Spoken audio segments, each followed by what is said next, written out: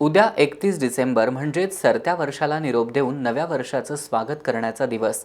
या दिवशी जिल्ह्यात कोणताही अनुचित प्रकार घडू नये आणि कायदा सुव्यवस्थेचा प्रश्न निर्माण होऊ नये यासाठी पोलीस प्रशासनाकडून कडेकोट पोलीस बंदोबस्त तैनात ठेवण्यात येणार आहे। नागरिकांनी प्रशासनाच्या सूचनांचं पालन करावं असं आवाहन पोलीस अधीक्षक महेंद्र पंडित यांनी केलंय।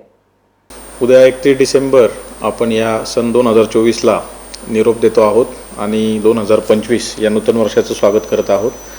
या पार्श्वभूमीवर 31 डिसेंबरचं जल्लोषात नवीन वर्षाचं स्वागत करण्यासाठी कोल्हापूरकर हे घराबाहेर पडतील। विविध ठिकाणी विविध कार्यक्रमांचं देखील जिल्ह्यामध्ये आयोजन करण्यात आलेलं आहे। या पार्श्वभूमीवर कुठलाही अनुचित प्रकार घडू नये, कायदा व सुव्यवस्था अबाधित राहावी यासाठी एक पोलीस अधीक्षक, एक अपर पोलीस अधीक्षक, 6 उपविभागीय पोलीस अधिकारी, 80 अधिकारी आणि 700 पोलीस कर्मचारी असा बंदोबस्त हा उद्या तैनात करण्यात येणार आहे। जिल्ह्यामध्ये एकूण 50 ठिकाणी हे नाकाबंदीचं देखील आयोजन करण्यात आलेलं आहे। प्रत्येक नाकाबंदीच्या ठिकाणी ब्रेथ ॲनालायझर मशीनची देखील व्यवस्था करण्यात आलेली आहे।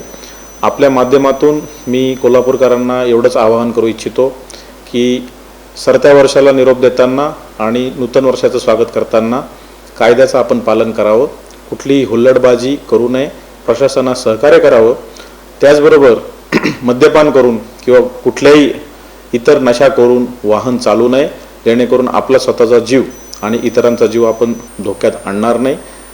पोलीस दलातर्फे हे उद्याचा जो बंदोबस्त त्याच्यासाठी संपूर्ण खबरदारी घेण्यात आलेली आहे। त्याचबरोबर जी महत्त्वाची ठिकाणं आहे कोल्हापूर जिल्ह्यातली त्या ठिकाणी घातपात विरोधी तपासणी देखील पोलीस दलातर्फे करण्यात येईल।